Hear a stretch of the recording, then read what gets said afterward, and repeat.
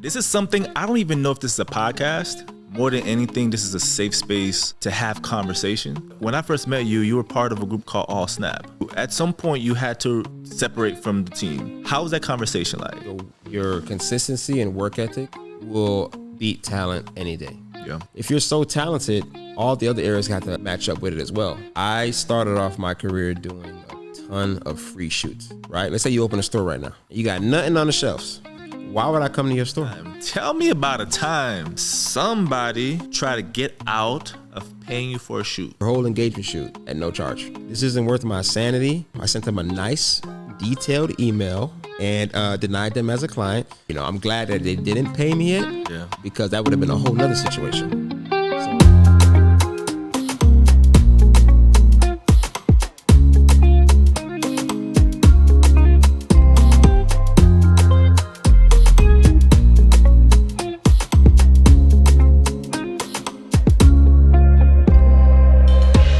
How's everything, brother?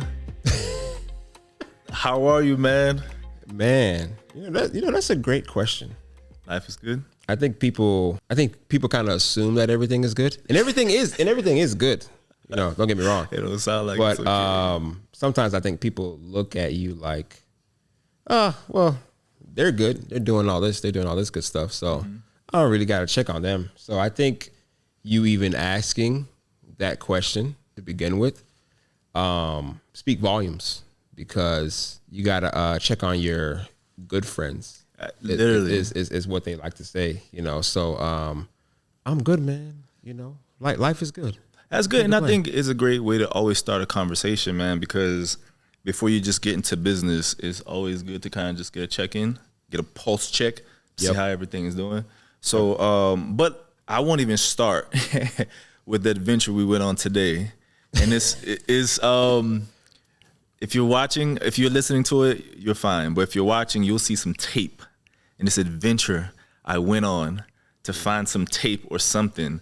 But it tells you how intricate the things that we do are. One single piece can put you back in a whole hour. I think that's what it took us, a whole hour, pushed us back. Yep. But it's the little things. It is. Yep. Right. And we're going to jump into those kind of details, and I'm excited about it. But this was honestly really long overdue. So this year I started podcasting, producing, whatever like that, because obviously it's booming. And I have the technology and I have the skills to go ahead and produce those kind of things. But for me as an individual, I've always had a lot to say and always wanted to create a space to say it. So this is something, I don't even know if this is a podcast. More than anything, this is a safe space to have conversation. And when I decided, and when I knew I wanted to do it, I was like, okay, who's gonna be my first guest? And I knew it was gonna be my boy, Appreciate it, man. my boy Reem, because Appreciate I've always seen the progression, I've seen the journey. Right. And we're gonna talk about a lot of things. Hopefully we can knock it out. We might have to do a part 1, part 2. That's fine. So, but to start off, man, we're gonna do it. I don't know if the word's inaugural. We're gonna have an inaugural drink. I know you're Haitian by association. I know you're not even gonna drink it. We had a conversation. You're a tequila guy.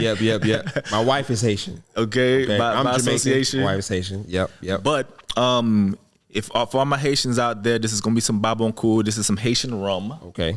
Gotcha. Listen, you don't gotta drink it. We're gonna just toast it. Yeah. No, it's fine. It's fine. We're gonna toast it. I'll take a taste. Okay. All right. I'll take a sip. All right. This is not Clutch Shay. We don't got Rapport Chardonnay. Ooh. It stings. It most definitely stings. It's a lot. I'm gonna remember that. Like that's the type of stuff you dream about.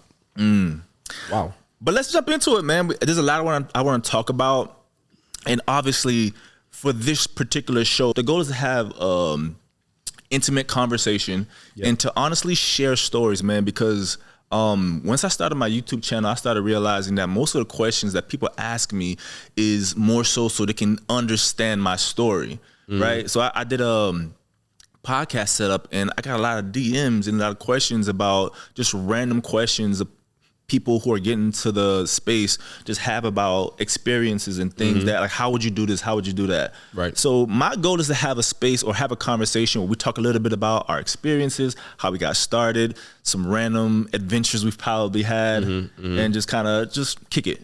Gotcha. All right. Okay. But let's start with the origins, man. Like, how'd you start in photography? Gotcha. And why? Yeah. I mean, so growing up in a Caribbean household, they expect that a real. You gotta explain the Caribbean. What island? I'm Jamaican, but I think it's very similar for most Caribbean households. Same thing. They don't think that venturing off from the typical 9 to 5 is something that you can do to make an income. Mm-hmm. So like if you're not a accountant, engineer, doctor, lawyer, all that good stuff. Bum. What are you doing? Right. Yeah. So when I told, my family that I was going to be a photographer, it's like, how are you going to make money? Right. Yeah.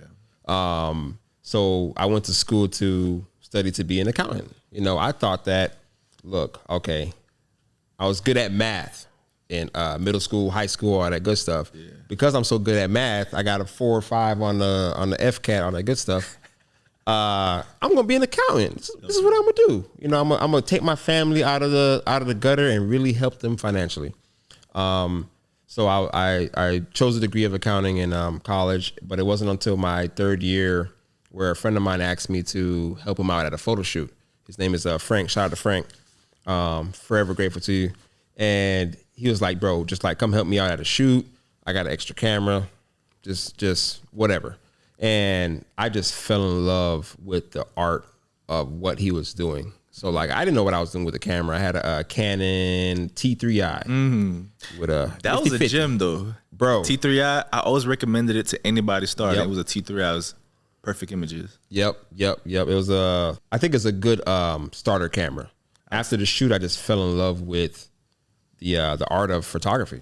Yeah. And I asked him, where'd you get it from? All that good stuff. He sent me the Amazon link, and I just bought it. Started practicing, going to my backyard, practicing on my wife, who was my girlfriend at the time, and just started shooting her. And it wasn't until 2015 where I was a +1 with her at a wedding. I was paying attention to the wedding photographers, and I was just like, man, they look kind of cool. They all strapped up with their double cameras and they lighting and all that stuff. And it wasn't until then I started to pursue the idea of wedding photography. So I really started honing down on that, and I asked another friend of mine who was a wedding photographer at the time, can I just shadow you on a couple of weddings just to kind of see if it's something that I really want to get into? And truth be told, man, after shadowing him and seeing what weddings are like, I really fell in love with the art, and I knew that that's something I just wanted to pursue. Why wedding photography and not any other form of photography?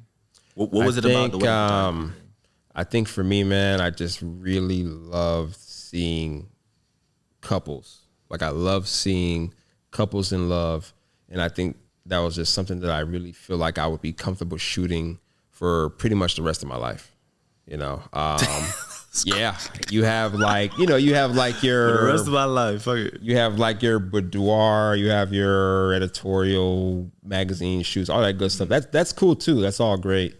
But seeing so many different love stories, I think for me, it helped me because I knew that would help apply to my relationship with my wife.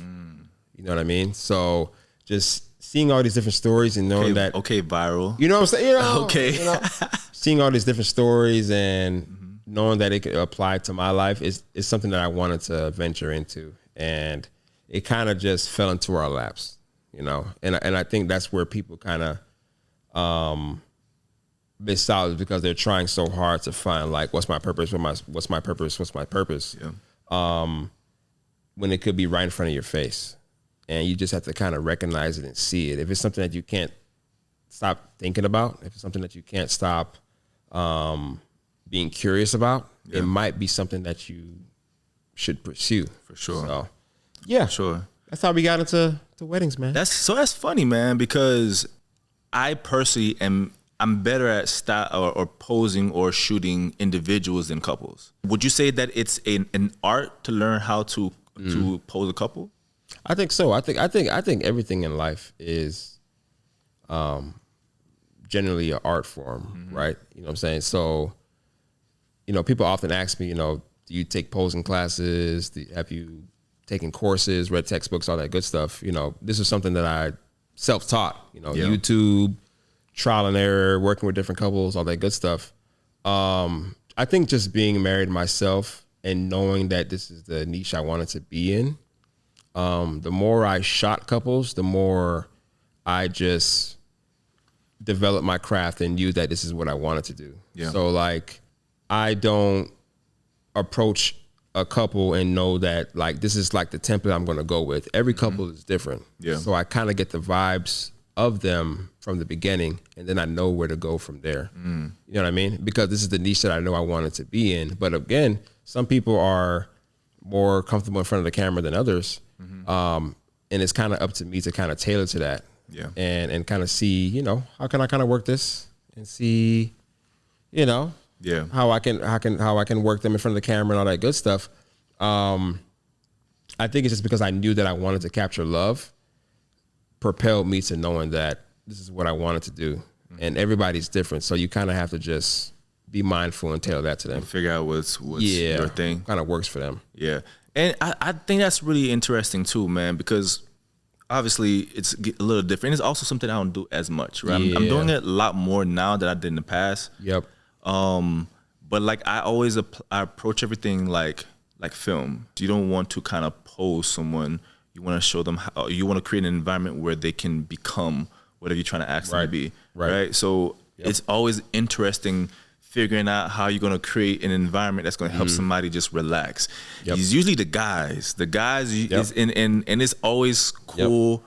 I think it's the coolest thing in the world when you get them to kind of relax, because they'll come in like, I don't want to, you know, like how you doing, bro? Who are you? You know, all that good stuff. And then through experience and also from your confidence, right? Your confidence really, really shows. You can, I'm not gonna say break them down, but you see they become a lot more comfortable after they start to trust you. Right? Absolutely, yeah. It's layers to it. You know what I'm saying? Like when you show up and they see you, you know, it's like, who is this dude? All that good stuff. Like you said, it's a confidence thing. You know, the guy is usually more like standoffish because it's like, who is this guy coming to shoot me and my wife? All that good stuff. Why did I pay you all this money to come and shoot us?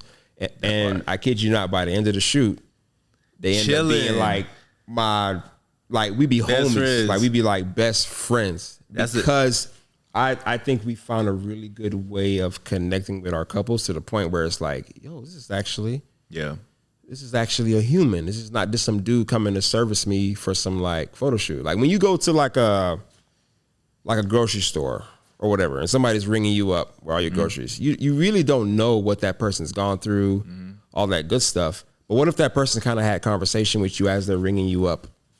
It's a different experience. And you connect with them and they're like, dang, I appreciate you for all that. Yeah. And I think for us as guys, it's our nature to kind of be like the protector and make sure that we're not like feeding into whoever is servicing us so much. And I get it.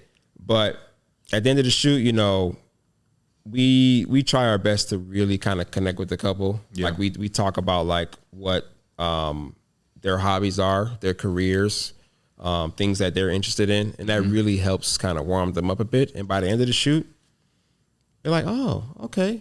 This is a person. This is someone that I can really, really shoot with. And they end up being so much more comfortable in front of the camera from the beginning of the shoot to the end of the shoot. It's like night and day. Okay. You know, so that's dope. It helps a lot. That's dope. So that goes into my next question. How would you categorize yourself in terms of like what type of photographer are you? So I would call you a celebrity wedding photographer. Oh man. Would you agree or disagree? Man, you know, that's a great question. You know, what type of photographer I categorize myself as, you know? I don't know if it's a category for now, but I'm just a love stories photographer, man. Just made something up. I just made it up. You know, I just made it up. You know, you said we gonna make it up. You know, make a whole different. You know, I can say I'm a wedding photographer, which is our primary source of income, and that's the main thing that we shoot. But we just love capturing love, and I think because of that, it stemmed It's branched out into so many different things that we didn't even know that we'd be able to be shooting. You know, I just knew that I wanted to shoot weddings. And now that we're shooting like different couples, different celebrities, all that good stuff, it's created opportunities for us that I didn't even know that we existed. Because you look at like celebrities on TV and all that good stuff. When you think celebrity, you think an athlete, you think an actor, you think a singer, whatever. And to think that for being a photographer is being brought up in the same rooms as these people, it comes to show that it's not you just limiting yourself to this one category, but that like what you're so passionate about can branch out to so many different things. That's beautiful in your career. So that's beautiful because what it does for me, especially with my agency, not only is it film production, photography, production, and branding. Something that you thought was a small role or a small industry can be maximized 10 plus because of the ability to use social media to turn into something completely different. Right. So you may say, okay, well, I'm not a wedding photographer. I'm a love story creator. Right. But like, that's a real thing though. And I would stand by that. Right. You know what I mean? So there's a couple of questions I have for you about evolution, because obviously with everyone, there's something called seasons. We live in seasons, right? And I'm assuming your seasons, they change, whether it be yearly, whether it be every couple years, but I'm assuming that it's going to take a toll on you where you might decide, okay, well, what's the next step for me? So we'll talk a little bit about that. But right now, I want to kind of talk a little bit about, again, but go back to the origin thing. When I first met you, right, and for those who are listening, also, this is also my frat brother. But when I first met you, you were part of a group called All Snap. So how did that even start? That was Frank? Yeah, it was a combination of things. Yeah. Okay. So I have a more interesting question, and I think this has a lot to do with personality and relationships. And you can tell me if you want to talk about this or not. Yeah. But whenever I saw anything coming out from All Snap, I always could tell when there was something that you shot, right? Okay. So let me ask you, at some point you had to separate from the team. How was that conversation like? Yeah, man, you might be the first person to ask about this, you know. And also, No, I'm gonna kind of go into it a little bit. All right, so go ahead. Yeah. And the reason that I asked, and the basis of this question that I have for you is a lot to do with relations, right? Because if you are going to go do your separate thing, someone's going to some degree feel some type of way because we started together. Of course. But it's your approach that has a lot to do with it. And of course, some people are going to be okay with it. Some people are not going to be okay with it. When did you know it was time to take a step back and do your own thing? Yeah, I don't think, so there's not like a specific moment where you know that it's time to take a step back to do your own thing. But over time, it kind of accumulates and you know that, okay, maybe this wasn't just something for me. And I think people fall into a trap of being stuck in a situation because they're afraid about how everybody's going to feel. Yeah. And you feel bad about it because you don't want to hurt everybody around you. But at the end of the day, you being the best version of yourself is only going to benefit everyone around you. If you're the worst version of yourself and you're hiding it and you're not truly happy with what you're doing, you're only going to be a detriment to yourself and you're not helping everybody else around you. Exactly. I was in a situation where where I felt like we were caught up in the excitement of we have these creatives coming together, creating this like super team, and we're just gonna like dominate, right? But not being fully understanding of what everyone's vision for the company was. Yeah. And what everyone's outlook for what it was. I knew that I wanted to capture weddings. There was a certain aesthetic that I wanted. There was a certain look that I wanted, and it didn't involve all of the things that, you know, maybe he would have wanted or our other business partner would have wanted. And I had to come to terms with accepting that that's okay. No matter how everybody feels about it, no matter how the team feels about it, if I wasn't going to make this decision to get myself out of this, it was only going to hurt the group because I wasn't going to be able to give them 100% of myself. Exactly. Does that make sense? No, it makes a lot of sense. Yeah. So I made the decision, as tough as it was, to gather everybody together and say, look, you know when you're in a relationship and it's like, it's not you, it's me. That was exactly what it was. It was not, it's not y'all, it's me. This is not something. Was it well received? Was it well received? Hell no. No, it wasn't well received at all. Yeah. But that's okay. You know, at the end of the day, something may hurt you, but you know that in the long run, it's for the betterment of everybody because I wasn't going to be the person that y'all wanted me to be. Yeah. There was no way. With me doing that, you know, obviously it's propelled our career into avenues that we didn't even dream of. But at the same time, I hope nothing for the best for everyone that thought that they was going to get something of me that they thought they were. Exactly. You know what I'm saying? So that night, man, when I told them, you know, I was going to be leaving. It wasn't. Oh no, it wasn't easy. It wasn't easy. One, I was sober. You know, sometimes people take like a shot or something. They had no tequila. Before they do something like this. But look, I just, cool. hey, you know what I'm saying? I just walked in and I was like, look, man, I'm going to go ahead and separate myself. Not even separate myself, leave. Cut myself off from what All Snap is doing. And I have no regrets. I have no regrets about it. You know, I knew it was a decision that I needed to make. It was heavy on my spirit. People say don't mix business with pleasure or your religion or what you believe in, all that good stuff. I disagree.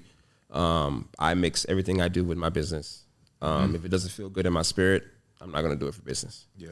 And that's what it was, man. So the night that I did it, I kid you not, I felt a sense of relief. Driving home, I felt great. I felt amazing, but I knew that I was hurting people who thought that this was a company that we were going to all start together and move forward together. Yeah. But I was in over my head. I think I was in over my head. I thought I was going to start this, you know, corporation with him and create this brand together and all that good stuff. But deep down, I knew that we didn't see eye to eye on what the business was moving forward. And I think that's okay. And I wasn't going to lie to myself, bro. You know, I wish nothing but excellence and perseverance and prosperity to them. And I think they're going to be, you know, and they already have been amazing individuals. It just wasn't for me at the time. And I think I made the right move. And that, man, listen, it's a tough decision. Life to me is about progression, and you got to follow your heart. Ultimately, if it don't fit, it don't fit. Right? What OJ said? If the glove don't fit, you must have quit. Must have quit. Yep. You know what I mean? If it don't fit, it don't fit. And I think it's okay. And I think what happens is if you go along with it, what you're going to have is resentment. Yep. Right? You're going to be like, yo, I should have long time ago removed myself, but I didn't because of so and so and so and so. And like, because of that, I missed out on this opportunity. I missed out on this. I missed out on this. Yep. When the reality is, if it flows, if it's the right thing, it's going to automatically feel right. Yep. And you can go with the flow. But honestly, the way you went about it is the right way, because some people would have just disappeared. Yeah. Some people would have literally just disappeared. And because you went about it the right way, it's an opportunity later on, after the high is gone and the feelings are gone, to still be able to be in a room together and still have a conversation and still be like, okay, you my brother, we brothers, and you know what I mean? And even to this day, it's still all love. Like, whenever I see them, all that good stuff, it's still all love. But like he said, I could have just ghosted them. I could have just said, you know, I could have just backed out like a coward and just like completely just cut them off. But, you know, I think the fact that I had that conversation with them and let them know how I'm feeling. Yeah, I think that's enough for me. How they feel about it moving forward, you know, that's up to them. Yeah. But, you know, I think I did my part with letting them know. Absolutely. So let's transition into actual work. So what do you think is more important, work ethic or actual talent? Ooh. Meaning that, do I got a process? I got a team. I might not be the best, but listen, I turn around very quickly. My processes are amazing. Or is it more important to have really good work and take into consideration what it is now in 2024 compared to 2015, 2014? Do you think it's better to have a better process, better business acumen, or do you think talent will always supersede? You can't say both. Oh yeah. I one. always say your consistency and work ethic will beat talent any day. Yeah. You can be so good at taking a picture. I don't care how good you are. You could have the most beautiful portrait I've ever seen in my life. If I don't even know you exist. I love basketball references. Kobe Bryant, for example, God rest his soul, was not the most talented basketball player. Let's just be honest. He wasn't the most athletic. He wasn't the most talented.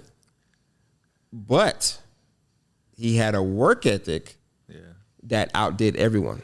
And because of that, it got him 5 championships. You know what I'm saying? Over 13, all whatever. That comes to show that just because you are talented at something is not the end all be all, because your work has to show for it on the other ends. Yeah. You know, if you're so good at taking a picture, how do I know that? You know, what other sides of your work ethic is showing? Are you good at marketing your business? Are you good at,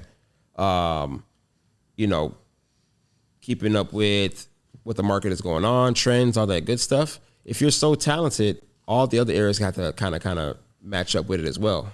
Yeah.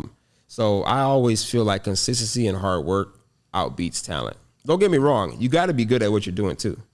Like, you can't just be a hard worker and consistent and your work is, subpar. Yeah. You got to have quality work as well. Absolutely. But if your work is somewhat good and you have that work ethic, you're going to outdo everybody who's overthinking everything and thinking that, everything has to be so calculated. Absolutely. You're going to leave them light years ahead. Absolutely. And I'll ditto to that. I'll jump on the back of that. I completely agree. I do think that answer in 2024 is different than it was if I would ask you in 2020, 2015 or something like that.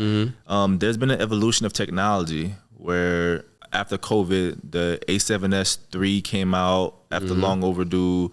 The R5s, the whole entire line of Sony and Canon, and now Nikon's coming back.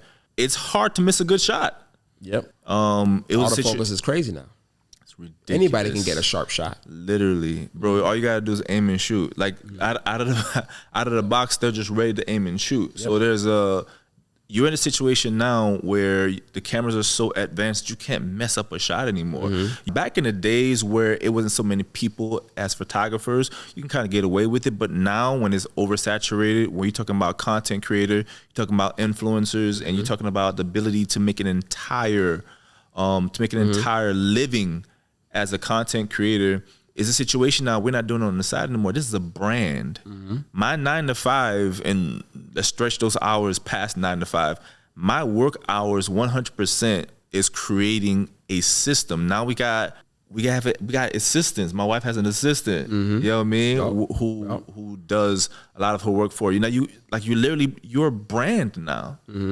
This is a brand, and you got to treat it as a brand, which means that there got to be processes. Which opens up my next question to you, right? Would you recommend an upcoming photographer to get into the wedding industry as a photographer? If in general, or in general, and I'm trying to preface this a little bit better. So my wife and I got married last year, October 8th, 2023. And you were like one of the first people we came to about wedding photography. First of all, it's very lucrative. You caught me off guard when you showed me your prices.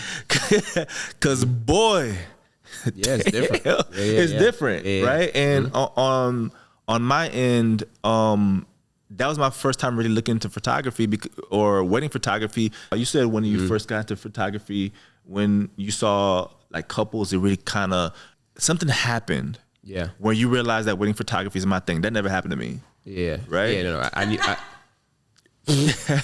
That's my wife, guys. She's like, no, that ain't. No. I knew I wanted to shoot couples. Listen, low key. No, couples is what I wanted to shoot. Low key, I don't even like people like that. No, me either. I'm not gonna hold you. I don't like people like that. I like and I know your motivation for it, right? But the point is, I never really looked into it. So my ignorance, when you threw your prices at me, I was like, bro, yeah. come on. So, but then I did my own research. I'm sorry, guys. My wife is over here laughing. Yeah. He wasn't versed on the. I wasn't. I'm not gonna hold you. Industry. I'm not gonna hold you. You did end up shooting our engagement photos. Yeah. You did end up shooting our engagement photos, and then same day we wanted to do, you already had it booked. After you started looking, so unfortunately, yeah, because obviously, still you would have been our first pick to definitely do it. Because we end up spending the same thing anyways, right? Because close, no less. Could have been more. It was less because it was Cut in half. Yeah. Okay. I'm not gonna throw. I don't think. 2 for 1, pretty much. So I don't know if you can hear my wife. It's 2 for. We're gonna give you a mic next time. She. It's all out. No. All of it's good. This is authentic. We're gonna go all the way in. But it was very similar in prices. It's the price of an elite shooter, right? A high quality.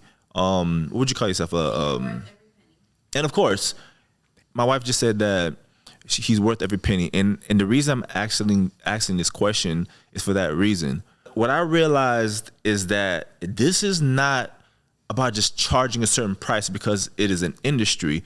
This is an art form, right? This a wedding photographer has to create a full experience. Yep. You know what I mean? Yep. Everything from the type of questions that you're asking, everything from coordination with the planner, everything from making me feel comfortable on a day of asking the right questions. Hey, where this is going to be? Where's this going to be? Because most people, cross fingers, are getting married for the very first time, right? So I don't know something that I've never experienced before. Right. Everything from the day of I'm exhausted, I want to take this photo, and you insisting, no, take this photo because once this high is gone, you're gonna regret not taking this photo. Especially if you're someone like who doesn't shoot like majority weddings, and it's someone who's not like specialized in that realm. You're looking at it as from a different perspective and a different lens. Exactly. So like it's kind of up to us to educate our clients on like, why do we charge this much?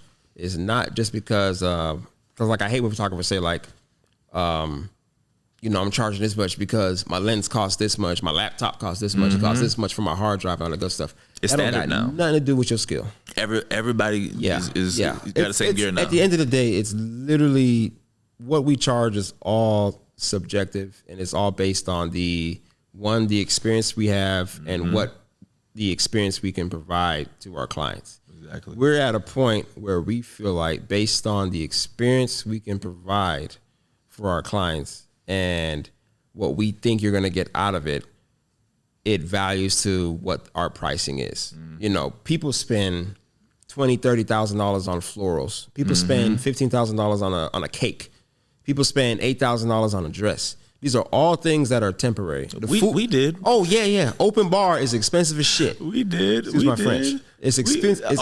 It's very expensive. All these things come and go, but for some reason, when it comes to like photos and videos, all that good stuff, we tend to kind of not really realize how important that is because all of that stuff comes and goes. You eat that food, you eat the cake, all that good stuff, but the photos last forever.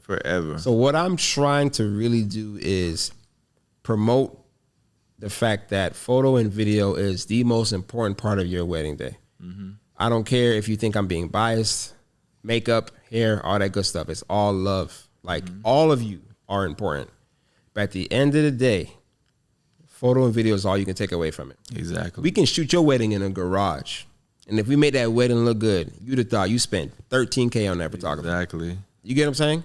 So it's very important that we keep stressing the importance of photo and video, because it really is, not to be biased, the most important part of the wedding day. And I'm gonna stand beside that. So it rounds back to my original question when I was asking you, would you recommend it? The reason I asked you is because it's not what people think it is, right? I think it takes a lot of time, dedication to your craft. So what would you tell someone who's getting into photography and they say, damn, you can make 4K on a wedding? For sure. What would your advice be to an aspiring photographer who wants to make that jump immediately, thinking that is a bucket of money over here? Right. First of all, if your first intention of doing anything that you want to do is because you think you're going to make a lot of money, you're already in a slippery slope, because you should want to do something because you just love doing it. Exactly. I started off my career doing a ton of free shoots for free. People don't even see that part. They don't see that part. I wanted to do wedding photography, and I knew that I can't just tell people I do weddings and just hope that they fall in my lap. You know, it's how can you open a store, right? Let's say you open a store right now. You got nothing on the shelves. Why would I come to your store? If you open the McDonald's right now, you ain't flipping no burgers. You're selling air. Why would I come to you? So I knew that fact. I knew that basic principle. Yeah. I reached out to so many different couples. You'd be surprised how people say no to even stuff that's free. Some free shit. And I'm telling people like, yo, yeah, I just want to build my portfolio. I just want to shoot you guys. You know, I'm just hoping to kind of get into the wedding photography industry, all that good stuff. Yeah. But those 10 to 12 couples that did say yes, I made sure that I did the best that I can to showcase their love story, and that people would think that this guy really shoots weddings. You know what I'm saying? And people don't really see that part. They look at all the like, oh my God, he's doing all this good now. He's shooting NBA players and Daniel Brooks and actresses and all that good stuff. But they don't know the part where I shot people for absolutely no charge, coming out of my pocket, booking venues, paying these venue fees, $750, $500, flying out to this stuff, booking my own hotel, booking my own flight, just because I wanted to show that I'm doing this. You know what I'm saying? I think they said something about Trump. Trump said he was a billionaire before he was a billionaire. You know what I'm saying? Just because he wanted to showcase what he's capable of. And I think that's what we kind of did. You know what I'm saying? So we shot all these couples, did it for free, and I think it worked out in our favor because people really started to see like, yo, this guy's serious about shooting couples.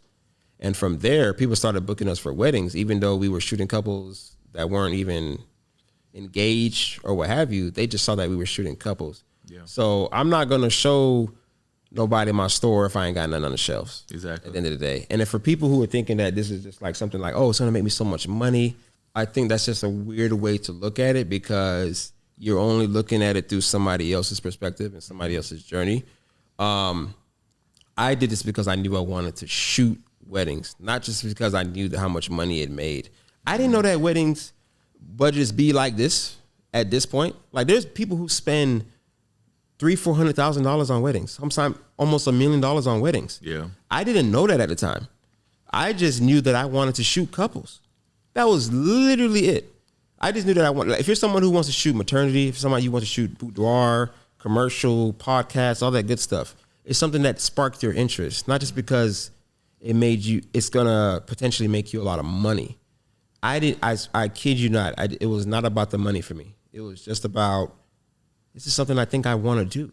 And over the years, the money, the exposure, and all that good stuff was a bonus of me knowing what I was passionate about. Not just because, oh, I can make a lot of money doing this. And it sounds so cliche now because you see the lifestyle that the people you look up to live now.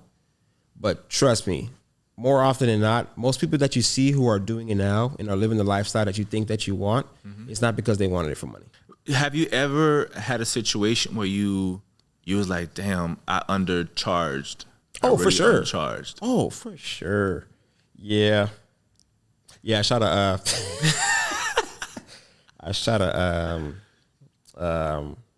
high profile client. I consider myself a very modest person. Yeah. Very humble person.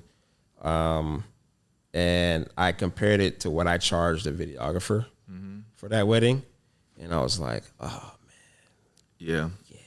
You shortchanged yourself. I think I shortchanged myself a little bit. But I think from there it kind of opened my eyes as to what these people appreciate and what they value, and from there I told myself like I'll never do that again. But yeah, it was like a fraction of what they charge. And I was like, oh, man. Maybe. And I brought 5 photographers. I brought a squad, bro. It was just him and his second videographer. Yeah. All right. It hurt. Oh, it does. It does. Yeah, for those who didn't hear that, my wife says that integrity takes you far. It does. So let's jump into story time. Okay. So this is a segment of the show, guys, where I want to do story time. As much as you want to hear a lot of questions, I'm a big fan of story, right? So as much as I love photography for me is second to filmmaking because I enjoy story, right? And I know a lot of people get a lot of value from just hearing stories because more than anything, it provides not necessarily a standard, but an idea of what you went through so that when at some point they go through it, they'll know how you applied it and they can apply it to themselves. Yep. So this segment will be called Story Time. Story time.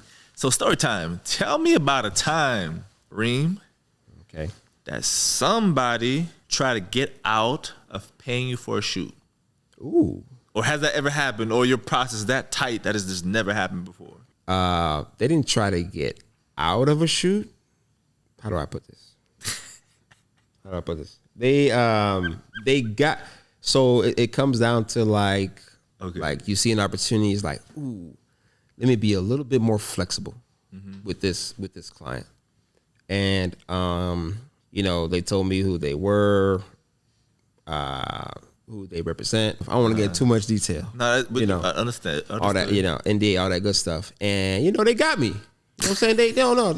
They got me. I was like, you know what? Gotcha. Absolutely. For this opportunity, I'm gonna show them what I'm made of. So I did their whole engagement shoot at no charge. Yeah, booked me as normal. They even signed a contract for the wedding. Yeah, all that, and I have not received a penny yet. Oh no, nothing. Did you shut that wedding? No, I didn't shoot the wedding. Yeah, I'm gonna get there. Yeah. Okay. So the wedding consultation, right, was on a. The wedding consultation was on a Friday. I did their engagement shoot that Monday. You see where the preparation problem kind of goes into there, right? And I'm still being flexible and still being kind, all that good stuff, because this is a client that I feel like will really bring me to the next level. Yeah. But I'm slowly starting to realize that they're not. They're just trying to utilize what a particular person in their family has. That's hilarious. A particular person in their family has as kind of like leverage for them to like use me to do stuff for free. And I kept doing it. I did the engagement shoot. She didn't like her hair. She didn't like her makeup. She didn't like, where we decided to shoot and all that good stuff. And these are all last minute decisions. She came in, decided to book this last minute makeup artist, book this last minute hairstylist she don't even know of. And now it kind of looks like she's making it my fault as to why the pictures don't look a certain way and all that good stuff. And I had to realize that, you know what? I don't think I want to deal with this. So I fired them as a client. Yeah. I said, you know what? This isn't worth my peace. Yeah. This isn't worth my sanity. And I said no. I sent them a nice, detailed email and denied them as a client and said, you know what? I didn't say this part, I'm glad that they didn't pay me yet. Yeah. Because that would have been a whole nother situation. So I'm glad that it's a blessing in disguise that they actually didn't pay me. Yeah. Because that would have been a whole like refunding them and all that good stuff. So I told them that I don't think we're a good fit for you and what you require, because obviously there's things going on in your life you're not taking serious, and I don't think you know who we are at this point. You're kind of just like playing around with what we're doing. I said, yeah, you know what? No, I wish you nothing but the best. And what they say? They were like, you know what? We we agree, and you know, thank you for being transparent. And I was like, wow, 'cause I thought it could have gone to a whole another situation. Like, why are you not working with us? All that good stuff. Because they wanted to do another shoot. They wanted to go. They wanted me to go to New York. They were gonna pay for it, or you was gonna have to pay for it? They tripping. Yeah, bro. That's But crazy. you see, me, silly me, I was gonna like beat my old stuff and be like, you know, I'll fly myself out and go do it again just to prove myself. Nah, bro. I think we've worked too hard and gotten to a point where we shouldn't have to do all that to. I don't know if y'all can see this, but you This know, is crazy. our This is wives are hilarious. over here crawling on the floor. They're trying not to be in the shot. I mean, see, I might as well pop up now at this point. You could see? You heard us? No, we don't hear you. I'm pretty sure. Head ad boy. But That's crazy. But yeah, bro. When they said let's fly you out, not fly you out. Let me have you come out again to do another shoot. Yeah. That drew the line. That's crazy, because I can also say from my experiences, the ones who are the most needy are the ones who are not paying, because they try to you go. stretch it as much as they can. And I think that's also an evolution of pricing, right? Knowing your value, because I can tell you the individuals who gave me the best time were the ones who were paying the most. Oh, absolutely. And I think so. I'm pretty sure we weren't their first option. Yeah. You know, we weren't the photographer that they wanted at first. So I think anybody else kind of trickles down into like, let me be a little bit more difficult with them and more analytical with them. And like you said, the ones who don't pay as much or don't pay at all, they seem to have the most Entitlement, bro. entitlement, opinions, feedback, all that good stuff. But the ones who pay like top dollar, your top package, they're the easiest clients. Like there's no conversation. Yeah. So yeah, I feel you on that one, man, because it's funny enough, because I've done my fair share of free shoots, and there've been individuals, friends and family members that I've done free shoots for, and there are individuals who are like, they'll see my actual prices and they'll be like, dang, like I appreciate you for doing this. Yep. But there'll be individuals who are getting a discount and don't acknowledge that as a discount, and they want to approach it as if they're a paying client, right? So I have a friend. I'm not gonna even tell this story. I'm shot. I'm not, because we're not pulling names, but I've had individuals that I've shot where I know, and I've done it for free, where I know that I'm the only person not getting paid, because you're gonna get hair done, you're gonna get makeup done. They don't care. They're not worried about collaboration. Yep.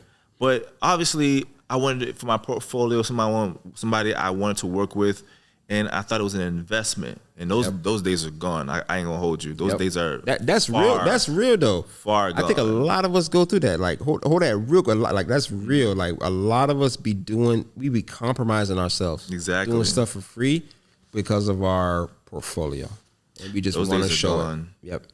Those days are gone, because obviously, and I don't want to shy anyone away from doing like collaborative work, because sometimes it's okay, but what we're not doing, and it's something that I had to learn how to do, is not necessarily just do it for free. Create terms where you're bartering for something of equal value. Yep. Right? You can't just, I'm gonna do a photo shoot and I'll just tag you. No, listen, I'm at a point now where I do everything contractual. Yep. Like I want to make sure there's a level of transparency where we know what's going to happen, right? Yep. We're not like, I might do this, or I might do it. No, you have to. This contract says you got to do this. Right. So that's the space that I'm in right now. So that opens up my next question to you, because again, people, when you give people things for free, it creates entitlement where you owe me this, and you said you was going to do it. Well, if you're going to do it right. Yep. Well, let me get another revision. First of all, if I do a free shoot, you're not getting revisions, fam. Yeah. This is what I'm giving you. But let me ask you this directly. Do you give discounts? And do you do free shoots? Do I give discounts now? Yeah. No, and I don't even mean that to be funny. Like anybody who's like, if it's like a family member or like a friend and all that stuff, and they still ask you for like discounts. Oh yeah, fam, discount. That ain't your friend. Yeah. They disrespecting you, because they should know the work you've put in to get where you are. And for them to ask for that, it says a lot about them. Because you're not going to walk into the Gucci store You ain't gonna walk into Macy's. You ain't even gonna walk into Macy's. You ain't gonna walk especially with the quality that you know. If you know I'm a celebrity shooter, Right. like, come on, and fam. you know the work we've put in, and you still asking for like ways to get around the pricing just because it benefits you. Exactly. If you look at it, it's very selfish. You know, it's only benefiting you, right? You know, how am I feeding my family? Because you think, oh, Kareem's good. He's good. He can just give me a discount. He's already good. But you have no idea. You get what I'm saying? So you're not going to walk into the Gucci store or Macy's or H&M or whatever and ask them for a discount, right? Nope. And I hold my business to the same exact standard. So you're not going to come to me and ask me for a discount because I know you wouldn't do that for other businesses. You're only doing that because you know me on a personal level. I separate business and personal very seriously. And if you're going to come at me with that kind of good stuff, I feel like it says a lot about you. And, you know, there's people for you who can do that for you. But I'm at the point right now where I don't have to shoot you just because we have a prior relationship or we're friends. I think real friends respect where you're at right now and will honor whatever you have going on. Or we just don't got to work together. And it's perfectly fine. There's no hard feelings. Mm-hmm. Yeah. So 2 questions. First question is, when did that switch happen? That switch happened where it's like, I'm not doing no more discounts. We'll just start with that one. When did that happen? And then the second question is, how does that conversation even sound like when you like, yo, can I get a discount? Like, what's your response? For those who are trying to learn how to reject some of these crazy offers. No, for sure. I think the switch, for your first question, the switch happens over time. Mm-hmm. It's kind of like a thing you kind of still be doing it. And then over time, you're like, okay, I'm fed up with it. Like, I'm going to draw that line now. And then when friends do ask, like my wife Sandy is a little bit more like flexible when it comes to like, man, give him the half off. Like, that's the homie, all that good stuff. Yeah. And I'm like, okay, if somebody came to you and, you know, want a half off of all the hard work you put in, how would you feel for whatever service you're offering them? So for me, the conversation isn't as hard, you know, to be real with you. I kind of tell them straight up, like, you know, look, bro, this is what it is. And, you know, if it's someone that obviously is like a super, super special person in my family or all that good stuff, you know, there's something we could talk about. But for the most part, no, I think, fortunately, we've built a certain level of like reputation in the brand that people don't even come to us with that type of foolishness is the word I think you could say. And I'm grateful for that, but I'm not, I don't feel bad about having those conversations because it's not about me being an a-hole. It's about boundaries and me knowing that you wouldn't do that for certain brands that you don't know. Exactly. Yeah. And if I could say for myself, there's been an evolution of that kind of conversation. Like I'm at a point now where I'm just going to say no. Yeah. Like I don't even dance around it sometimes. I just say no. Yeah. But I do want to also say something for inspiring photographers because there is a process, right? You don't just wake up one day and just say, no, I'm not going to do it, because if your portfolio ain't hitting, you might have to do some more. I've done my hours. I've done my number of free shoots. You know what I mean? So I think it's very important to explain that, like, there's nothing wrong with bartering, but like you got to, in this age, you got to make sure that you create terms that are fair to you, and that are beneficial. They got to be an ROI. They got to be a return on this investment. Right. And if it doesn't feel like it, and it's like, oh, well, she's popular and she hitting, but what if her engagement isn't good? You know what I mean? So you got to do your research and know all these things before you get into any kind of collaboration.